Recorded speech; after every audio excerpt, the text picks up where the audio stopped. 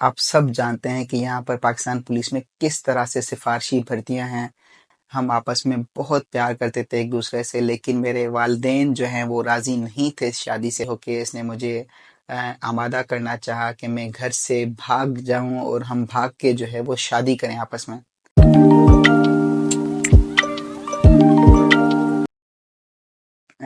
अस्सलाम वालेकुम दोस्तों, मैं प्रसाद, आपका दोस्त, आपका वकील कानून की बात में। आज हम आपको बताएंगे कि किस तरह से वकील बनने के बाद हर रोज़ ज़िंदगी में नए तजर्बे होते हैं, नए लोगों से मिलना, नया केस, एक नया चैलेंज कि किस तरह से केस को सॉल्व करना है। और फिर अगर हम बात करें पाकिस्तानी पुलिस की, जहां आप सब जानते हैं कि यहाँ पर पाकिस्तान पुलिस में किस तरह से सिफारशी भर्तियां हैं। मेरिट का कोई कल्चर नहीं है और ना ही फिर पुलिस अफसरान जो है वो केस को इन्वेस्टिगेट करने के लिए उस हद तक जाकर मेहनत करते हैं, और ना ही वो मेहनत करना चाहते हैं। जूं के तूं आप यहाँ देखेंगे कोर्टों में सालों केस चलने के बाद 99% जो है वो केसेस जो हैं वो एक्किटल हो जाते हैं, या इंसाफ अल्टीमेटली जो है वो नहीं हो पाता। रीज़न बिहाइंड के प्रॉपर तरीके से कानून में जो प्रोसीजर बताया गया, वो उस लेवल की इन्वेस्टिगेशन नहीं हो पाती। रीज़न बिहाइंड के कानून तो जिन लोगों ने बनाया, पुलिस का जो निज़ाम है, यहाँ पर पुलिस का जो सिस्टम है, या पुलिस की जो इन्वेस्टिगेशन है, या बहुत बार पुलिस वालों से बात करते हैं तो पुलिस फिर अपने डिपार्टमेंट की जिस तरह से वो शिकायत करते हैं कि हमें ये सहूलियात नहीं है, वो सहूलियात नहीं है। अ, अब जिस माशरे में हम यहाँ रहते हैं वहाँ पर कोर्टों में जो इंसाफ या फिर जजेस जो हैं वो जो रिलाई कर रहे होते हैं, वो उस इन्वेस्टिगेशन पे रिलाई कर रहे होते हैं। और बहुत बार जब जजेस को हम पुलिस की शिकायतों का इजहार करते हैं, या हम ये समझाने की कोशिश करते हैं कि जो वकील और जजेस देखें, इतने साल पढ़ने के बाद और फिर कोर्टों में हम डिस्कस कर रहे होते हैं या रिलाई कर रहे होते हैं, वो उन पुलिस जो मैट्रिक फेल लोग, जिनको हम कहें कि वो इन्वेस्टिगेशन करके, सॉरी अगर किसी की दिल आज़ारी हो रही हो, लेकिन मैं एक हकाइक पे मुबनी बात कर रहा हूँ कि जिन लोगों की इन्वेस्टिगेशन पे हम रिलाई कर रहे होते हैं, जिसमें कोई सच, कोई हकीकत, कोई जज्बात मुआशरे के लिए नहीं होते, तो वहाँ एक गलत इन्वेस्टिगेशन के केसेस पे वकील और जजेस जो है वो अपना कीमती टाइम लगा रहे होते हैं, और अल्टीमेटली जो है वो इंसाफ कोर्टों में नहीं हो पाता। अब एक केस हमारे सामने आया, एक लड़की पर, 22 साल की लड़की पर एलिगेशन था कि उसने अपने आशिक को, मतलब जिससे वो प्यार करती थी या जिससे जो शख्स प्यार करता था, उसको उसने जान से मार दिया। अपने वालिद साहब की पिस्टल उठा के उसे गोली मार दी। अब इस तरह का चालान, गवाहों के बयानात और एफआईआर हमें रिसीव हुई। जब ये केस हमारे पास आया तो हमने उस मुल्ज़मा से मिलना चाहा कि हम उस मुल्ज़मा से पूछ के आखिर उसका वर्जन जाने कि उसने ये क्यों किया, या उसके खिलाफ ये कि अगर केस बना तो क्यों बना। जब उस लड़की से हमारा मिलना हुआ तो उसने बताया कि मैंने जो ये कत्ल है वो नहीं किया, ये खुदकुशी है। हम आपस में बहुत प्यार करते थे एक दूसरे से, लेकिन मेरे वालिदैन जो हैं वो राज़ी नहीं थे इस शादी से। मेरे वालिदैन नहीं चाहते थे कि मैं इससे शादी करूं, इसलिए मेरे वालिदैन ने मेरी मंगनी जो है वो किसी और जगह करा दी। और कुछ ही महीनों में मेरी शादी होने वाली थी और मैंने इस लड़के से कांटेक्ट करना बंद कर दिया। तो एक दिन इस लड़के ने मुझे किसी और नंबर से कॉल किया और बड़ा जज्बाती होके इसने मुझे आमादा करना चाहा कि मैं घर से भाग जाऊं और हम भाग के जो है वो शादी करें आपस में।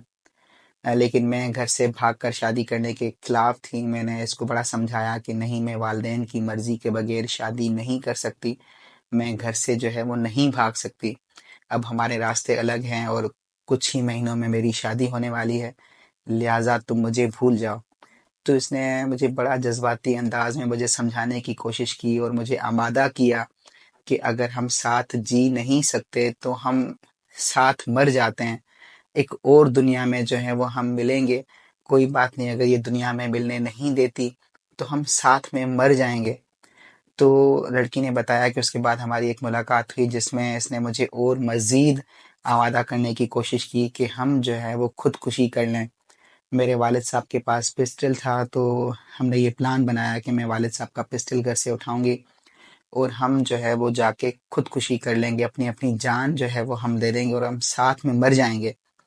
तो लड़की ने घर से जब चुपके से पिस्टल उठाई तो उसने कहा कि मैंने कुछ गोलियां हाथ में लीं और जब मैं वहाँ पहुंची तो 3 गोलियां जो हैं हमारे पास थीं। और उसने मुझे मैं वहाँ भी घबरा रही थी, मैंने उसे मना किया कि नहीं, समझ जाओ, संभल जाओ, हमें ये नहीं करना चाहिए, मेरा दिल नहीं मानता, ये सब गलत है। लेकिन वो लड़का किसी सूरत मानने को तैयार नहीं था। उसने कहा कि नहीं, मैं पहले अपनी जान लेता हूँ, मैं अपने आप को गोली मारूंगा और उसके बाद जो है तुम अपने आप को गोली मारना। पहले मैं अपने आप को इसलिए मार रहा हूँ ताकि तुम्हें हिम्मत मिलेगी, तुम्हें आसानी होगी। तो लड़के ने जो है वो पिस्टल अपनी कनपट्टी पे रखी और उसने गोली चलानी चाही। जैसे उसने गोली चलाई तो उसका हाथ हिल गया। तो उसको गोली नहीं लगी, वो मिस हो गया फायर। तो हमारे पास 2 गोलियां बची और फिर उसने पिस्टल मुझे पकड़ा दिया। मुझे कहा कि जो है तुम मुझे गोली मारो, क्योंकि मैंने कभी आज तक पिस्टल नहीं चलाई और मेरे हाथ बहुत ज़्यादा कांप रहे हैं, मैं जो है नहीं कर पा रहा। तुम मुझे गोली मार दो, तुम मुझे मार दो। तो मैं तो पहले से इतनी खौफज़दा थी, डरी हुई थी और मैंने भी कभी पिस्टल यूज़ नहीं किया। तो मैंने गोली नहीं चलानी चाहिए, मैंने उसको कहा कि नहीं, मुझसे नहीं हो पाएगा।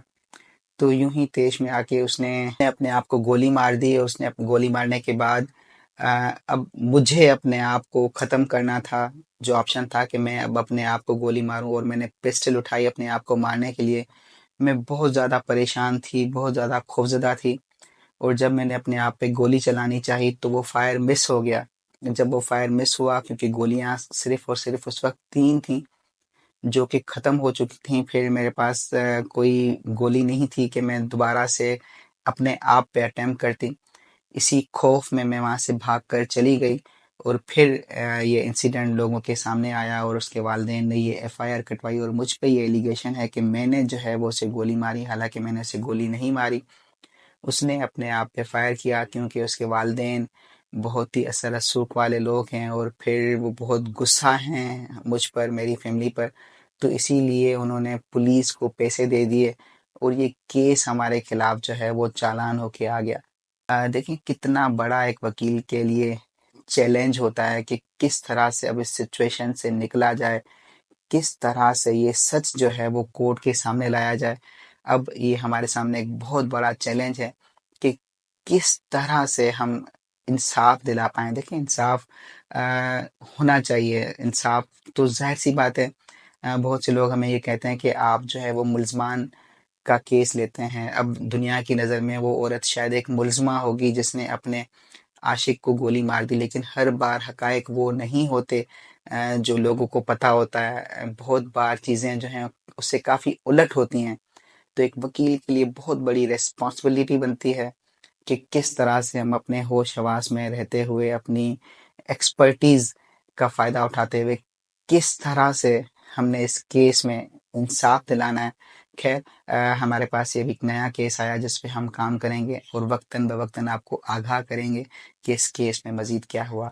खुश रहें, खुशियाँ बाँटें। अल्लाह हाफ़िज़।